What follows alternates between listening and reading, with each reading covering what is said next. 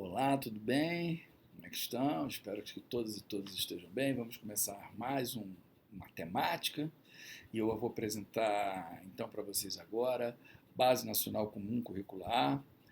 Eu vou trabalhar a Base Nacional em duas aulas. Essa é a aula 1 da Base Nacional Comum Curricular. Vamos lá? Então, essa Base Nacional Comum Curricular, ela foi elaborada inicialmente no, em 2015, né, e finalizada em 2017. Ela teve um processo de construção passando por pelo menos dois governos, né, o governo da Dilma e depois o governo Temer, vários ministros de educação, e certamente muitos que começaram em 2015 elaborando esse documento não continuaram na sua edição final em 2017. Então, essa base nacional é levada de críticas, de alguns problemas, mas eu vou tentar apresentar para vocês a concepção que está lá no documento, traçar alguns comentários, mas o importante é a gente ver o que o documento diz, né?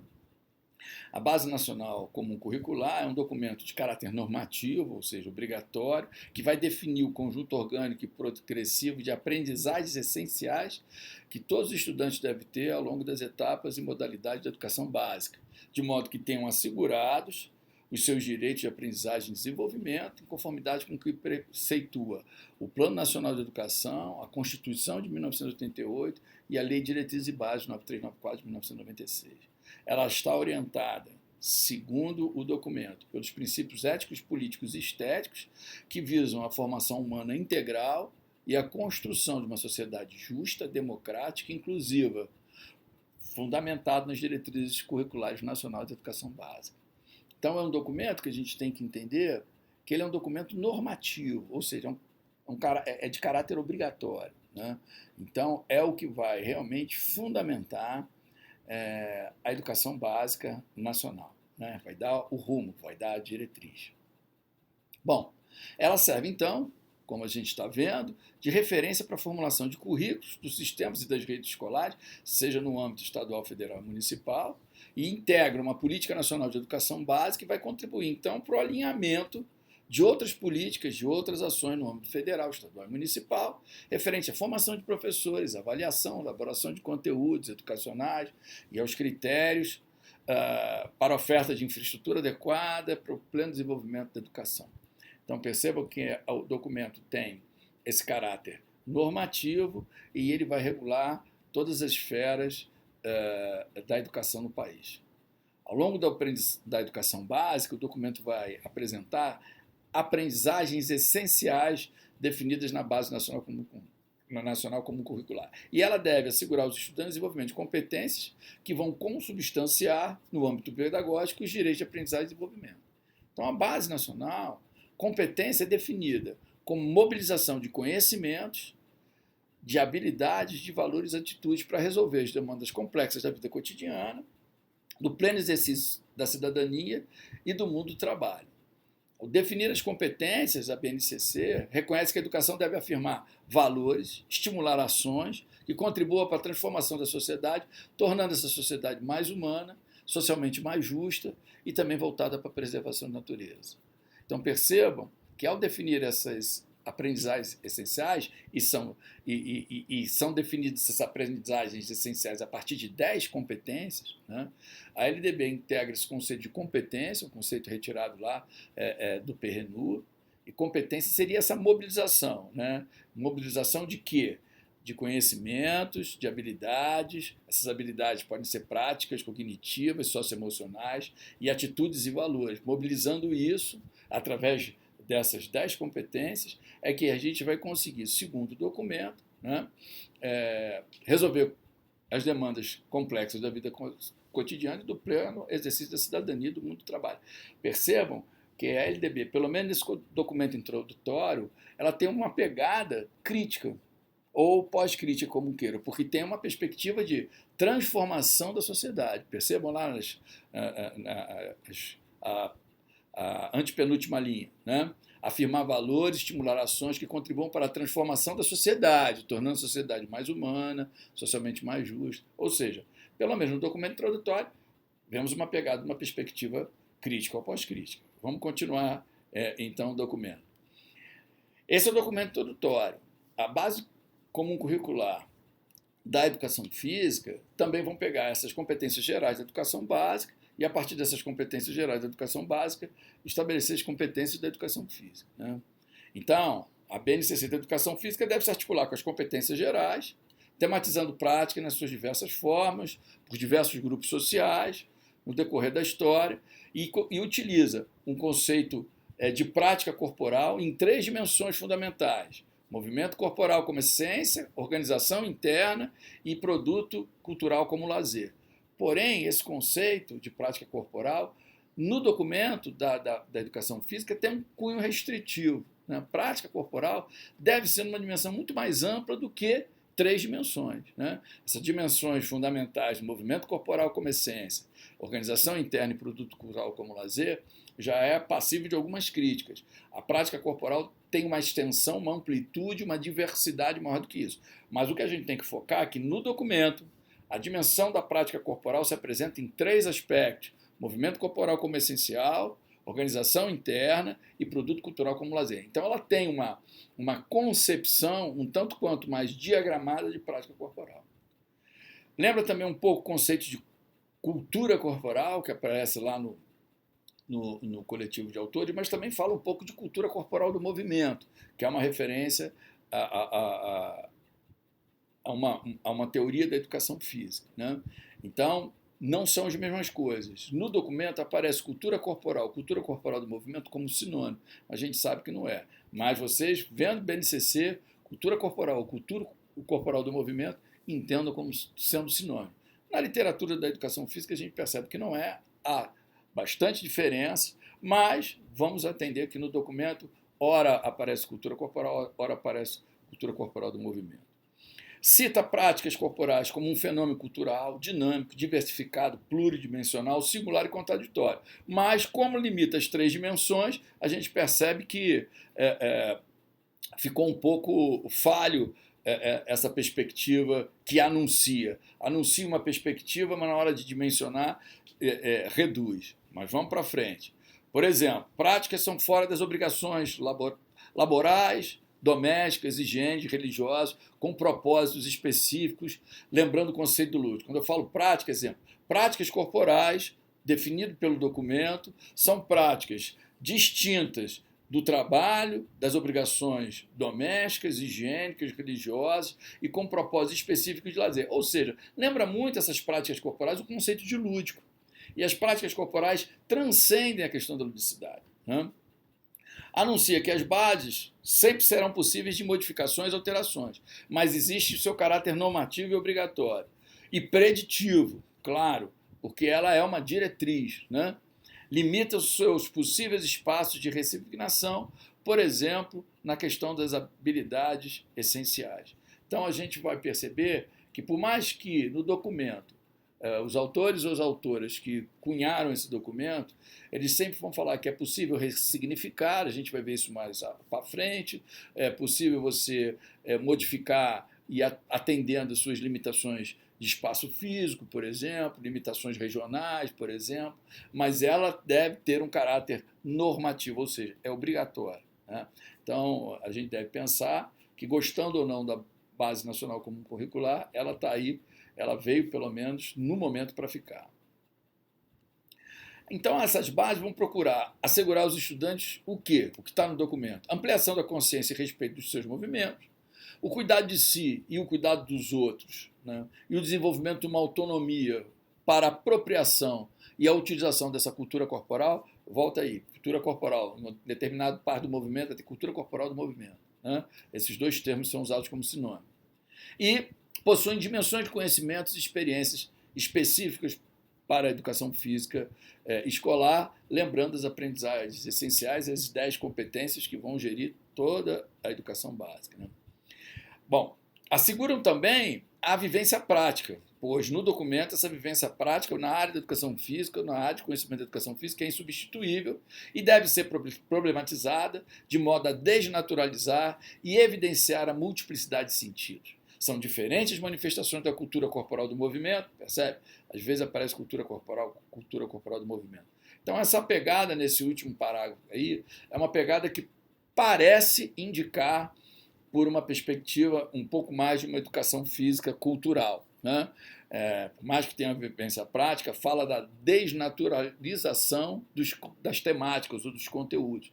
Isso é um tema de uma teoria pós-crítica, né? Numa educação física cultural. E o documento vai oscilando, às vezes nessa política, às vezes numa cultura corporal do movimento, vai transitando por autores, transitando por algumas definições e algumas indefinições também. No documento da educação física, há a justificativa do pertencimento da educação física à área de linguagem. Quer dizer, esse documento, a educação física é dividido em várias áreas, a educação física está afiliada à área de linguagem. Agora, justifica no documento por quê? Porque são linguagens, as práticas corporais são práticas que pertencem a uma série de linguagens, entendendo a prática corporal como uma linguagem, uma expressão, uma comunicação social, que pode ser gestual, que pode ser não verbal, que pode ser de várias formas, né? A partir daí, definem, né, temáticas. Então, a gente tem um outro termo que também vem de uma concepção pós-crítica, que são unidades temáticas, e não unidades e não conteúdos, né? Há uma diferenciação em trabalhar com conteúdo e unidade temática. Então, o documento assume essa concepção de unidade temática e vão trabalhar, então, competências, unidades temáticas e habilidades. Mais tarde a gente vai ver isso. Mas quais são as unidades temáticas que o documento apresenta? Ou seja, quais seriam as unidades, as subdivisões, esses blocos de temática, né? Cada unidade seria um bloco de temática apresentados para a área da educação física escolar. Primeira unidade temática, brincadeiras e jogos. Não há uma hierarquia sobre ela, né? Só estou apresentando assim, a primeira que eu apresento. Brincadeiras e jogos, com destaque de valorização dos jogos indígenas. Depois tem a unidade temática esporte, nas suas especificações, esporte de marca, de invasão, a gente vai ver bem posteriormente. Ginásticas, tá? Divididas em geral de condicionamento físico e corporal. Danças no Brasil e no mundo e lutas no Brasil e no mundo. Então a gente tem, na BNCC, 5 unidades temáticas que são apresentadas com brincadeiras e jogos, esporte, ginástica, danças e lutas. E depois elas vão apresentar habilidades para cada ano da educação básica. Outra coisa que é importante a gente dizer que a gente está falando basicamente, né, a educação básica é um processo que engloba educação infantil, ensino fundamental e ensino médio. Mas esse documento, que é o documento que está disponível até o momento, né, a gente está falando só dos 9 anos, do primeiro ao 9º ano do ensino fundamental, né, que é o documento que está disponível. Surgindo outro, né, educação infantil é um documento que é para orientar as professores regentes da educação infantil, e o ensino médio, o documento apresenta, com a reformulação do ensino médio, umas dimensões que a gente não dá para caracterizar como sendo específico da educação física. Então, a gente tem na base uma orientação do ensino fundamental, do 1º ao 9º ano. Vamos para frente. Então, brincadeiras e jogos, né? A mesma coisa de brincadeiras de jogos pode ser denominada também de brincadeiras populares ou jogos populares, né? A definição de brincadeiras e jogos é que eles não possuem regras fixas, podem ser construídos e reconstruídos pelos próprios participantes, não tem nenhuma regulação obrigatória que faz um jogo ou uma brincadeira ser. Dependendo da região, muda o nome, mudam as regras, mudam as características desses jogos, dessas brincadeiras, né? O jogo como conteúdo e jogo como ferramenta auxiliar de ensino. Então, muitas vezes o jogo vai ser aprender o próprio jogo, né? Então o jogo vira uma temática, vira um conteúdo, mas às vezes o jogo é apenas um auxiliar. Por exemplo, jogos pré-desportivos para ensinar um esporte, né? Então tem essa variação que é colocada no documento. O jogo como unidade temática é essa referência a jogos e brincadeiras com as suas regionalidades, com as suas características, com as suas, basicamente com as suas estruturas adaptativas, flexíveis, etc. E a característica do Brincadeiras e Jogos, dessa unidade temática, é a questão dos jogos indígenas serem valorizados, né? Então, a BNCC coloca na unidade temática Brincadeiras e Jogos indígenas.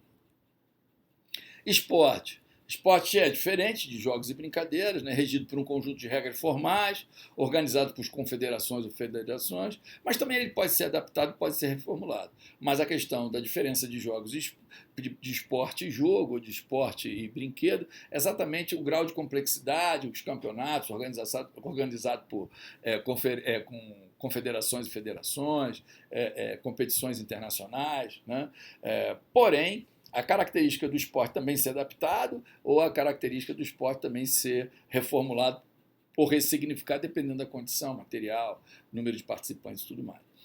Nesse documento também há uma referência entre a velha questão do esporte da escola e o esporte na escola, né?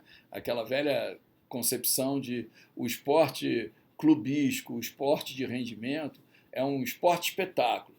Esse esporte, quando vai para a escola, ele tem que ser transformado num esporte educativo, num esporte com outro sentido que não seja o competitivo, performático, né? E ele vai adotar modelo de classificação que geralmente já foi adotado pelo Ministério do Esporte em outras versões, né? Que é aquelas classificações que já tem algum tempo apresentado na área, né? Esporte de marca, que compara resultados através de medições mais precisas, metros, segundos, como ciclismo, provas de atletismo, entre outros. Esporte de precisão, né, como a bocha, o tiro ao arco esportivo, o voo, tem um alvo a ser acertado. Esporte técnico combinatório, né, que na verdade combinam coisas de precisão, coisas de marca, né, que é ginástica artística, ginástica rítmica, nado sincronizado, patinação, saltos ornamentais, entre outros. Esporte de quadra, parede, de rebote, né? Que é o vôlei, tênis, badminton, peteca, né? Esporte de campo e de taco, como é o caso do beisebol, cricket, softball, né? Esporte de invasão ou territorial, que a gente conhece, é o basquete, é o futebol, é o handball, né? E esporte de combate, que são as lutas, né? É interessante a gente perceber que esse esporte de combate e as lutas, em determinado momento, eles são oferecidos no mesmo ano, no oitavo e nono ano, como se houvesse diferença entre esporte de combate e luta. Não há. Esporte de combate e luta, eles se sobrepõem no oitavo e nono ano, a gente vai ver isso mais tarde. Vamos em frente. Ginásticas são divididas com ginástica geral, né? Que é aquela ginástica mais amplamente conhecida. Ginástica de condicionamento físico, é uma ginástica para treinamento, né? Com a intenção de fazer uma preparação específica de condicionamento físico, ou seja, redução de massa corporal, aumento da resistência muscular, por aí vai. Ginástica de conscientização corporal, que é aquela ginástica mais que tem a ideia do tempo e espaço, controle do movimento e tudo mais.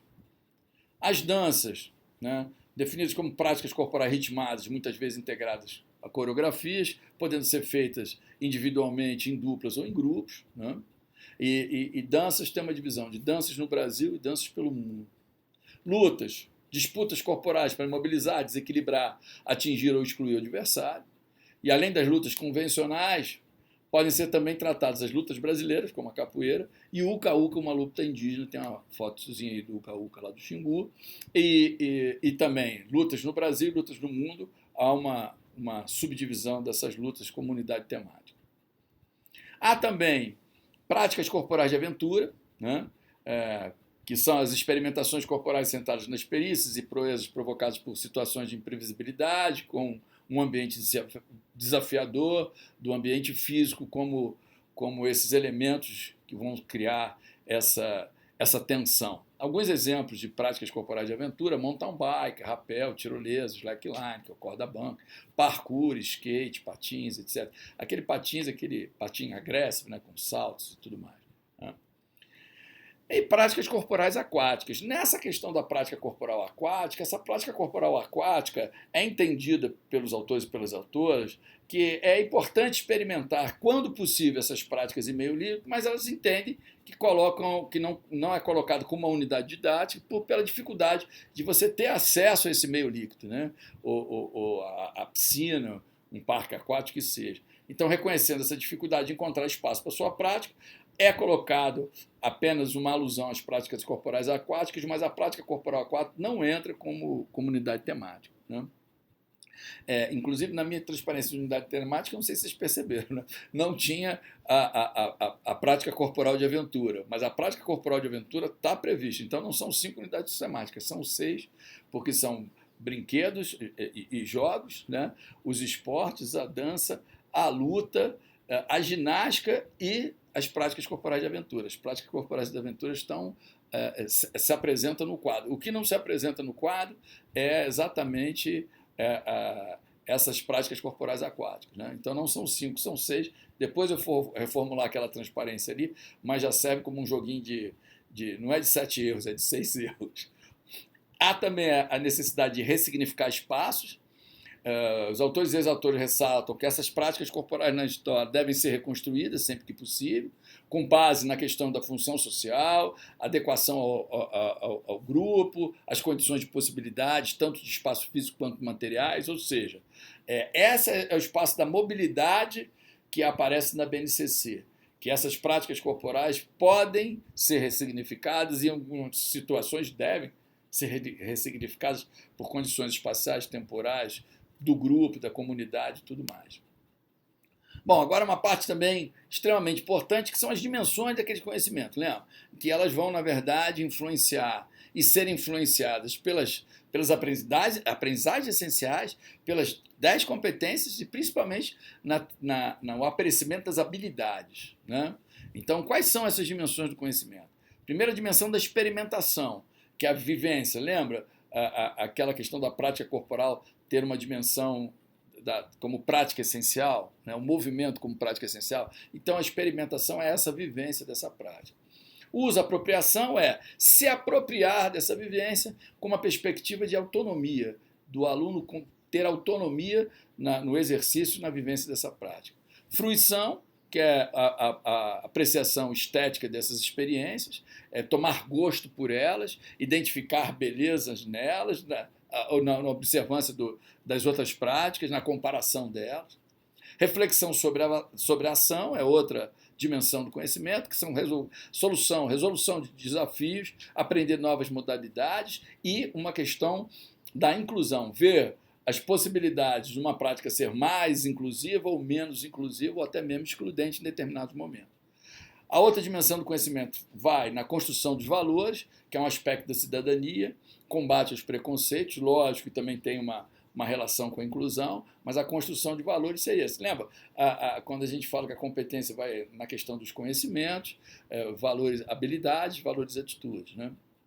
Análise faz referência à dimensão conceitual, né? Ou seja, quando entrar em contato com essas unidades temáticas, ver as teorizações que acompanham essa unidade temática, as teorias que vão ser desenvolvidas nela, sociológicas, antropológicas, até mesmo filosóficas, as questões também que envolvem questões biomecânicas, do movimento e todos esses aspectos de teorização dessas práticas corporais. A compreensão também relacionado à dimensão conceitual, mas a compreensão vai pegar essa dimensão conceitual e focalizar mais na questão crítica social, né? Então, a análise e a compreensão, a análise vai tomar conta dessas teorias sobre a prática corporal e a compreensão seria essas teorias, mas com foco numa crítica social.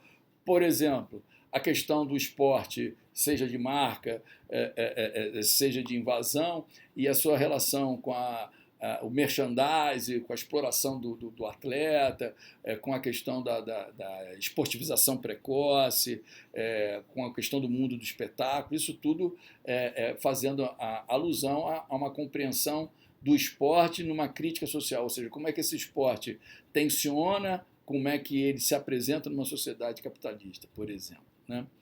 E a dimensão do conhecimento que vai trabalhar na linha do protagonismo comunitário, ou seja, que vai visar a democratização dessas práticas. Ver se essas práticas têm essas concepções, se elas, por exemplo, têm facilidade de serem praticadas naquela comunidade, se elas têm boa receptividade, se ela agrega um grupo grande e se ela tem outros aspectos que podem envolver essa questão com a comunidade, com a democratização e viabilização dessas práticas. Bom, é importante entender essas dimensões de conhecimento, Isso é um tópico bastante interessante para virar pergunta, né?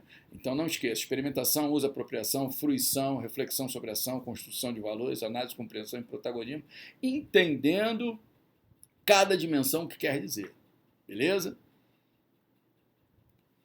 Bom, agora, desculpe a letra menor, mas para a gente ter quadros, são 10 competências gerais da educação básica. E eu botei um slide com 5, mas se a gente ficasse dividindo muito, a gente perderia. E eu fiz a seguinte análise. Eu botei em vermelho as competências que eu achei que estavam lá, competências gerais da educação básica, mas não se refletiu nas competências da educação física. Por isso que eu botei o vermelhinho aí no 1, no 2 e no 5. Vou ler todas elas para vocês. Essas é a competência geral da educação básica. Não é da educação física, mas a educação física tem que se basear nelas, ok? Valorizar e utilizar os conhecimentos historicamente construídos sobre o mundo físico, social, cultural e digital para entender e explicar a realidade, continuar aprendendo e colaborar para a construção de uma sociedade justa, democrática e inclusiva. Isso a gente veio lá na introdução do documento. Segunda competência, exercitar a curiosidade intelectual e recorrer à abordagem própria das ciências, incluindo a investigação, a reflexão, a análise crítica, a imaginação e a criatividade, para investigar causas, elaborar e testar hipóteses, formular e resolver problemas e criar soluções, inclusive tecnológicas, com base nos conhecimentos das diferentes áreas. 3. Valorizar e fruir as diferenças de manifestações artísticas e culturais, das locais às mundiais, e também participar de práticas diversificadas na produção artística e cultural. Essa eu achei que a gente tem reverberação na educação física. A 4 também. Né? Utilizar diferentes linguagens, verbal, pode ser oral, visual, motora, como Libras, escrita, corporal, visual, sonora e digital, bem como o conhecimento das linguagens artística, matemática e científica, para se expressar e partilhar informações, experiências, ideias e sentimentos em diferentes contextos e produzir sentidos que levam ao entendimento mútuo. Essa também achei que se espelha lá da educação física. 5. Essa não. Compreender, utilizar e criar tecnologias digitais de informação e comunicação de forma crítica, significativa, reflexiva e ética nas diversas práticas sociais, incluindo as escolares, para se comunicar, acessar e disseminar informações, produzir conhecimentos, resolver problemas e exercer protagonismo e autoria na vida pessoal e coletiva. São as 5, tem mais 5. A 6ª, e essas, veja bem, o que está em vermelho volta a repetir, eu acho que não se espelha lá, depois a gente faz esse checklist. Valorizar a diversidade de saberes e vivências culturais e apropriar-se de conhecimentos e experiências que lhe possam entender as relações que lhe possibilitem entender as relações próprias do mundo do trabalho e fazer escolhas alinhadas ao exercício da cidadania e o seu próprio projeto de vida com liberdade, autonomia, consciência crítica e responsabilidade. Percebe que é uma competência num viés bem crítico, né?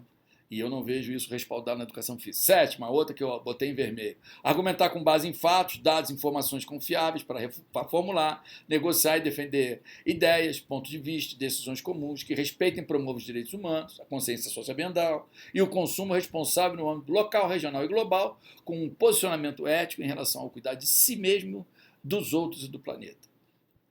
8ª competência, conhecer-se, apreciar-se, cuidar-se da sua saúde física e emocional, compreendendo-se na diversidade humana, reconhecendo suas emoções e a dos outros, com autocrítica e capacidade para lidar com elas. Essa, eu acho que a gente tem lá o espelhamento dela. A 9ª, exercitar a empatia, o diálogo, a resolução de conflitos e a cooperação, fazendo-se respeitar e promovendo o respeito ao outro e aos direitos humanos, com acolhimento e valorização da diversidade de indivíduos e de grupos sociais, seus saberes, identidades culturais e potencialidades, sem preconceitos de qualquer natureza. A 10ª, que eu botei em vermelho porque eu acho que não tem esse espelhamento. Agir pessoal e coletivamente com autonomia, responsabilidade, flexibilidade, resiliência e determinação, tomando decisões com base em princípios éticos, democráticos, inclusivos, sustentáveis e solidários. Bom, volto a dizer, são 10 competências da educação básica como um todo. Vamos ver as 10 competências da educação física para o ensino fundamental. Volto a dizer, no ensino fundamental que a gente vai ter a maior caracterização dessas bases. A educação infantil é feita pelos professores regentes e a do ensino médio estão espraiadas e não tem uma concretude que a gente possa estudar, né? Então, lá, a primeira competência da educação física para o ensino fundamental. Compreender a origem da cultura corporal de movimento e seus vínculos com a organização da vida coletiva e individual. Segunda competência, planejar e empregar as estratégias para resolver desafios, aumentar as possibilidades de aprendizagem das práticas corporais, além de se envolver no processo de ampliação do acervo cultural nesse campo. Terceira, refletir criticamente sobre as relações entre a realização das práticas corporais e os processos de saúde e doença, inclusive no contexto das atividades laborais. Quarta, identificar a multiplicidade de padrões de desempenho, saúde, beleza e estética corporal, analisando criticamente os modelos disseminados na mídia e discutir posturas consumistas e preconceituosas. A quinta, identificar as formas de produção dos preconceitos, compreender seus efeitos, combater posicionamentos discriminatórios em relação às práticas corporais e aos seus participantes. Vamos para as 5 seguintes. Sexta, interpretar e recriar os valores, os sentidos e significados atribuídos às diferenças práticas corporais, bem como aos sujeitos que delas participam. Sétima, reconhecer as práticas corporais como elementos constitutivos da identidade cultural dos povos e grupos. Quando fala povos, a gente pode fazer uma questão aí, uma alusão aos povos indígenas, né, os afrodescendentes. Oitava competência, usufruir das práticas corporais de forma autônoma para potenciar o envolvimento em contextos de lazer, ampliar as redes de sociabilidade, da promoção da saúde. Nona, reconhecer o acesso às práticas corporais como direito do cidadão, propondo produzir alternativa para sua realização no contexto comunitário. Décima, experimentar, desfrutar, apreciar, criar diferentes brincadeiras, jogos, danças, ginástica, esporte e luta e práticas corporais de aventura, valorizando o trabalho coletivo e o protagonismo. Então essas são as 10. Então o que eu fiz, eu vou voltar para vocês, porque a gente já está terminando, a gente continua a apresentação da base nacional comum curricular na aula seguinte, mas eu vou voltar aqui para mostrar para vocês o exercício que eu fiz. Eu não vejo, né? Veja bem, a gente tem as dimensões de conhecimento lá, experimentação, fruição, e a gente percebe que essas competências, aquelas dimensões do conhecimento, se apresentam misturadas aí, imbricadas nessas competências da educação básica. E algumas também imbricadas nas competências da educação física, né? Então, eu acho que a gente não tem nenhum espelhamento, depois façam esse exercício, A2, A5, então das 5 primeiras, 3 eu não... E depois também, das 5 seguintes, A6, A7 e A10, eu não vejo nenhum tipo de espelhamento na área da educação física escolar, como se essa competência fosse lançada na educação básica e na educação física o pessoal ou não conseguiu ou não quis espelhar. Mas não é assim, né? Essas competências, elas às vezes até fazem referência a alguma área de conhecimento, mas na verdade são competências gerais que perpassam todas as áreas de conhecimento do ensino fundamental, né?